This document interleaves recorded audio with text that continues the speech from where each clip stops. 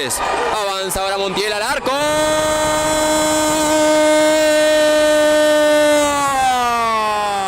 Lo queremos saber. Pelota al medio. Reclaman mano desde el árbitro que no. Termina despejando y rebota en Gomira. La agarra el capitán al arco. Somos un equipo. Dejan para atrás. Quien la lleva es el Tuni Cáceres. En paralelo. Avanza Montiel. Va para el área.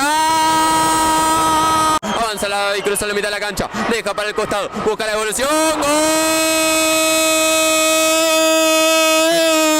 Para hacer el lateral. Costas al área. Corta Cáceres. Sale a trabar. La pierde con el Chucky. Deja para Garchalde.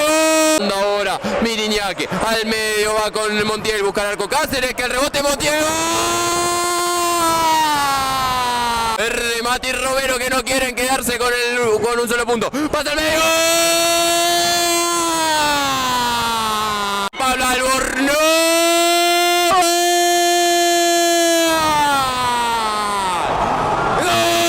Biondi va para Brasili nuevamente con Biondi. Y ahora pero queda la pelota bollando y no lo puedo creer. La tiene ahora Albornoz. Llega hasta el fondo.